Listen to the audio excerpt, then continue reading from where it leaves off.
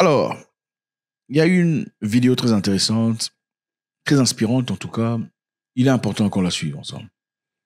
On y va. Vous savez, ça m'amène toujours à répéter la citation de Nelson Mandela que c'est toujours impossible jusqu'à ce qu'on le fasse.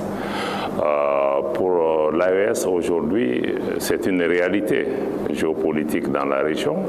Elle a été mise en place sur la base d'une réponse à apporter à une menace existentielle.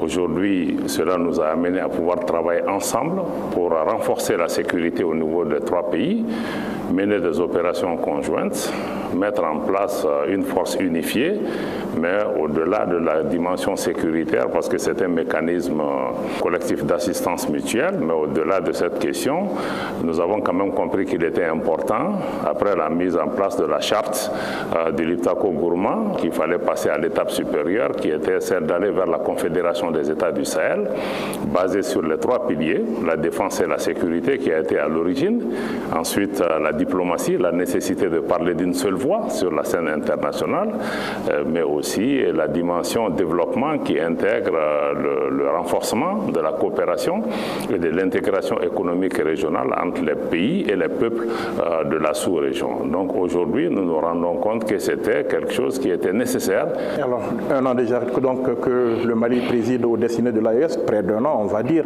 Alors avec quel bilan aujourd'hui ? D'abord, le Mali est très honoré à travers son Excellence le général d'armée Assimi Goïta, président de la transition, chef de l'État, qui a été porté à la tête de la Confédération pour une première présidence, parce que nous partions pratiquement de zéro et la première priorité était naturellement de travailler à adopter une feuille de route. La feuille de route déclinait un certain nombre de dimensions importantes. D'abord, comment faire fonctionner la Confédération pour qu'elle puisse exister, les différents cadres qui existent. Donc ça, c'était vraiment un premier travail. Et ensuite, il a fallu aussi travailler à une meilleure coordination des efforts sur le plan sécuritaire dont j'ai parlé tout à l'heure. Ça, on voit sur le terrain les résultats que cela donne sur le terrain avec des actions coordonnées et des succès militaires qui sont rapportés contre les groupes armés, même si le défi sécuritaire reste encore une réalité.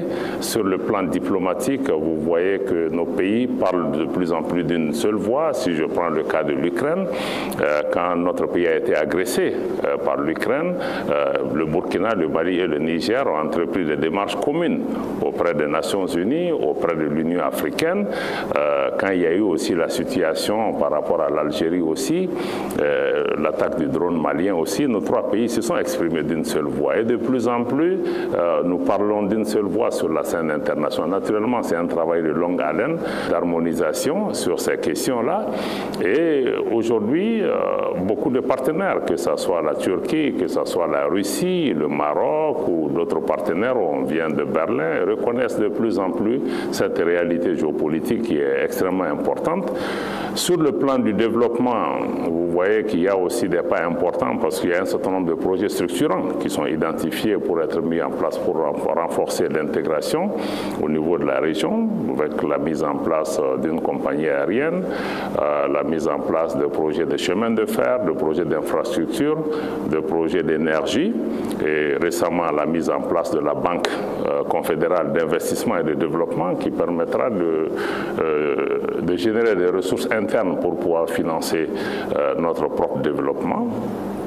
Il y a aussi un prélèvement communautaire qui a été mis en place pour pouvoir dégager des ressources propres au niveau de notre espace sur la base des importations pour pouvoir financer cela. Sur le plan aussi de la symbolique, vous avez dû voir aussi quand même qu'il y a les symboles et la visibilité de la Confédération quand même est une réalité avec l'adoption d'abord d'un logo, ensuite d'un drapeau et aujourd'hui un hymne. Il y a un projet de radio, de télévision. Donc c'est vous dire que en un an, il y a quand même du travail qui est assez enclenché. C'était vraiment pour pouvoir poser les fondements. Aujourd'hui, on peut dire que, et nos populations, parce que je ne veux pas oublier aussi cette partie, il y a une mobilisation des hommes, des femmes dans les trois pays, des activités culturelles qu'on organise ensemble. Donc il y a une dynamique AES qui est désormais une réalité. Et l'AES n'est pas dans une dimension d'hostilité quelconque. Nous voulons pouvoir travailler pour l'intérêt de nos pays tout en maintenant des rapports pacifiques et des rapports de bon voisinage avec notre entourage immédiat et des relations de partenariat avec ceux qui le souhaitent et ceux qui nous respectent. Monsieur le ministre, le 22 mai dernier, à Bamako, ici, il y a eu la première rencontre entre la Confédération AES et la CEDEAO. Comment l'expliquer, hein? Parce que beaucoup de citoyens lambda avaient pensé que c'était définitif, que c'était fini, les relations avec la CEDEAO. Mais comment expliquer cette rencontre-là avec la CEDEAO dans la perspective de négociation entre les deux entités? La rencontre de Bamako est un pas important, mais il faut clarifier dès le départ. La rencontre n'a pas pour objectif pour nos pays de revenir dans la CEDEAO. Notre départ, il est acté. On a pris un chemin de non-retour. Mais même en sortant d'une organisation, c'est quand même des relations économiques, commerciales, culturelles, sécuritaires qui ont été tissées sur 50 ans. Qu'on ne peut pas détricoter du jour au lendemain, ou bien on aura une désintégration violente qui aura des conséquences pour chacune des parties.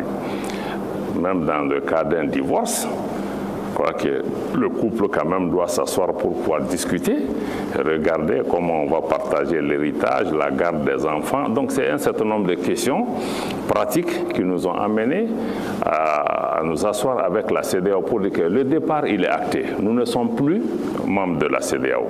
Désormais, l'Afrique de l'Ouest, il y a deux entités. L'AES qui comprend 3 États, d'une part le Burkina Faso, le Mali et le Niger, et la CEDEAO qui maintenant comprend 12 États membres. Donc les peuples ouest-africains sont désormais représentés par ces deux entités. Ces deux entités aussi doivent se mettre ensemble pour pouvoir discuter ensemble comment le désengagement va se faire sur le plan par exemple de la libre circulation des personnes et des biens, le commerce des marchandises, les questions commerciales, il y a des projets d'énergie et plusieurs projets qui sont... Donc ça nécessite, comme vous avez vu le cas de la Grande-Bretagne, quand elle est sortie de l'Union européenne, il a fallu s'asseoir, s'entendre et développer de nouveaux accords qui établissent les rapports entre les pays. Donc ça, je crois que c'est vraiment de comprendre que notre motivation, c'est de travailler à préserver l'intérêt des populations. Et pour ça, nous n'hésiterons pas à discuter avec la CEDEAO. Et aujourd'hui, je pense que chacun travaille à faire en sorte que tant la CEDEAO, que nous, en tout cas, c'est ce qui peut ressortir de ces discussions, que ce qui est important, c'est comment préserver les acquis de l'intégration. Et ces acquis de l'intégration n'ont pas commencé avec la création de la CEDEAO, qui ne date que de 1975. Depuis l'indépendance de nos pays, il y a eu quand même des avancées qui ont été enregistrées.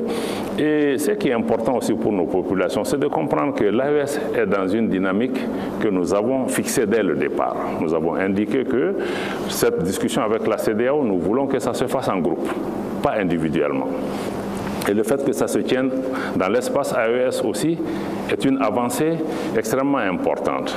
Et sur le plan de la symbolique, même avoir dans cette salle le drapeau de l'AES à côté du drapeau de la CEDEAO, c'est quand même une reconnaissance que, bon, il y a deux entités qui sont ensemble, mais ces deux entités doivent coopérer pour des relations pacifiques, mais des relations qui préservent l'intérêt des populations, en particulier pour ce qui concerne la libre circulation des personnes et des biens.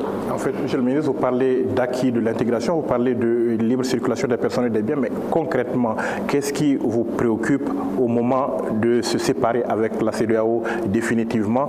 Quelles sont les attentes particulières de la partie AES? Bon, écoutez, on n'a pas dit de préoccupations spécifiques, on a quelques points. Le premier, c'est de dire que sur le plan sécuritaire, nous avons indiqué que les conditions n'étaient pas réunies pour pouvoir faire travailler avec la CEDEAO en tant qu'entité dans le cadre de ces mécanismes parce qu'il n'y a pas assez de confiance entre les pays. Donc cette question reste ouverte et on va travailler à réunir les conditions pour ça. Pour le reste, sur la libre circulation des personnes et des biens qui concerne généralement tout le monde, les pays membres de l'AES, nos chefs d'État, le président Goïta, le président Traoré et le président Tchani ont indiqué dans une déclaration au mois de décembre de l'année dernière que dans leur vision panafricaniste, rien ne change dans la situation des citoyens ouest-africains qui vivent parmi nous. Donc pour nous, il est important que nous travaillions à préserver les intérêts de nos populations. Parce que pour nous, encore une fois, nous avons quitté une institution. Nous n'avons pas quitté la région.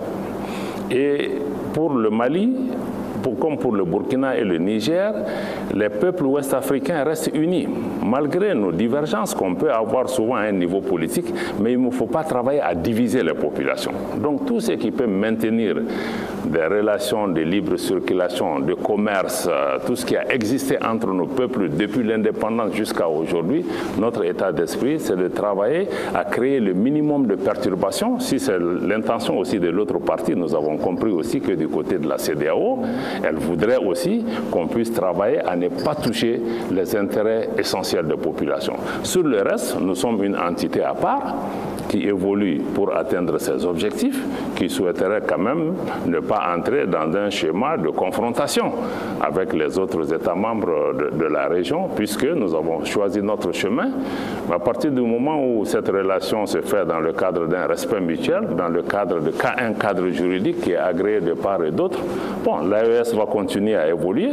Et sur la scène internationale, bon, la CEDEAO même a souhaité que sur la scène internationale, nous puissions même collaborer. Parce que si vous prenez l'Union africaine, au niveau du Conseil de paix et de sécurité de l'Union africaine, bon, il y a 3 sièges, je crois, qui sont donnés à la région Afrique de l'Ouest. Mais comment ces 3 sièges vont être répartis? Donc il faut une collaboration avec la CEDEAO parce qu'elle ne peut pas prendre seule ça, parce qu'elle ne représente pas la région. Donc, chacun a intérêt à ce qu'on puisse regarder les choses ensemble et sortir vraiment. Nous, on n'a rien contre les peuples de la région, ni contre qui que ce soit. Ce qui est problématique, c'est vraiment les ingérences extérieures qui ont voulu opposer les populations et certains États de la région. Il faut que chacun s'élève au-dessus de ces différentes pressions néfastes. Monsieur le ministre, au-delà donc de nos voisins de l'AES, le Mali partage des frontières avec 5 autres pays. Les tensions avec un de ces pays particulièrement se sont exacerbées ces derniers temps. Nous parlons bien évidemment de l'Algérie qui a abattu donc un drone des FAMA dans la nuit du 31 mars au 1er avril. On a protesté, le Mali a donc protesté. Comment évoluent vos relations depuis ? Bon, avant d'appeler à l'évolution, il faut savoir d'abord ce qui s'est passé. Le Mali et l'Algérie sont des pays voisins, mais ce qui s'est passé est un acte inamical et un acte d'agression parce qu'un drone des forces armées maliennes a été abattu sur le territoire malien, un drone en opération pour combattre des groupes terroristes qui cherchent à attaquer, à déstabiliser notre pays. Ce n'est pas un acte amical et nous l'avons condamné. Et il est inacceptable que notre pays soit agressé de cette façon. Nous sommes en train de le gérer et nous avons demandé à la partie algérienne, en tout cas aux autorités algériennes, de nous donner des informations indiquant que cet aéronef est entré dans leur espace ou a été abattu dans leur espace. À ce jour, nous n'avons aucun élément probant qui nous ait été. Le communiqué du gouvernement a donné toutes les données géographiques et autres par rapport à cette question. Donc nous attendons une clarification de cette question. Mais pour qualifier l'acte lui-même, quoique nous sommes quand même des pays voisins. En tant que pays voisins, des relations saines ne peuvent pas être bâties si notre voisin héberge, entretient et soutient des groupes terroristes qui créent la menace et la déstabilisation au niveau du Mali. Les relations ne peuvent pas être assises sur ça. Le Mali a toujours œuvré pour essayer d'avoir une relation amicale avec les autorités algériennes. Le peuple malien et le peuple algérien sont unis par la géographie et par l'histoire. Mais il est important que les autorités algériennes respectent la souveraineté du Mali, cessent de s'ingérer dans les affaires intérieures du Mali et cessent de servir de base arrière à des groupes terroristes et autres qui déstabilisent notre pays. Le Mali, d'ailleurs, on continue à le rappeler, ce n'est pas nécessaire de le dire, mais si certains ne le savent pas, il faut malheureusement le rappeler. Le Mali a apporté un soutien décisif à l'indépendance de l'Algérie, ce qui nous vaut encore l'inimitié de l'ancienne puissance coloniale.